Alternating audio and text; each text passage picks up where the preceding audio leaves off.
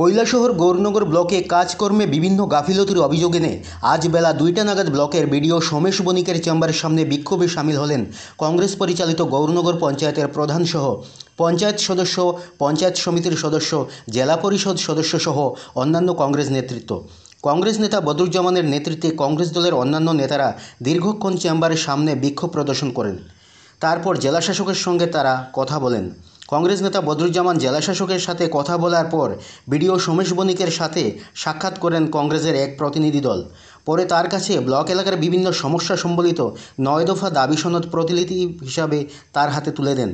দাবিগুলির মধ্যে অন্যতম ছিল আসন্ন ত্রিস্তরীয় পঞ্চায়েত নির্বাচনের ভোটার তালিকা সংশোধনের কাজ পঞ্চায়েতে চালু করতে হবে।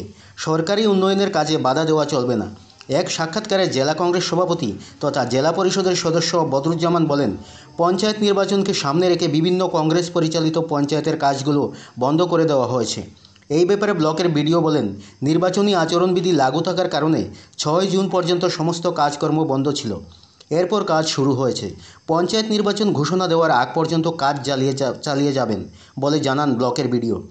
এক সাক্ষাৎকারে জেলা কংগ্রেস সভাপতি ঊনকোটি জেলা পরিষদের সদস্য বদরুজ্জামান বলেন, 9 দফা দাবি জেলাশাসকের উদ্দেশ্যে বিডিওর কাছে দেওয়া হয়েছে। যদি দাবি পূরণ না হয় আগামী দিনে বৃহত্তর আন্দোলন গড়ে তোলা হবে।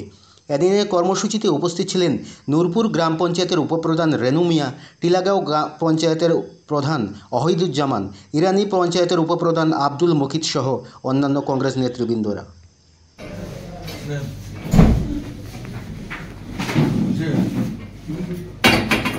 এবং ডেপুটেশনের কারণটা কি? আমরা 9 দফা দাবি সম্মিলিত গৌরনগর বিডিও মহোদয়ের কাছে আমরা ডেপুটেশন দিতে এসে আমরা পরিস্থিতি আমাদেরকে বাধ্য করেছে যে মাননীয় বিডিও মহোদয়কে ঘেরাও করব। আমরা 4 ঘন্টা ঘেরাও করার পর মাননীয় জেলাশাসক টেলিফোনের মাধ্যমে এই ঘেরাও অভিযানটারে প্রত্যাহার করার জন্য অনুরোধ করেন এবং যেসব দাবি সনদগুলো বিডিও সাহেবের কাছে দিয়ে একটা কপি ওনার কাছে পাঠানোর জন্য আমাকে অনুরোধ করেন।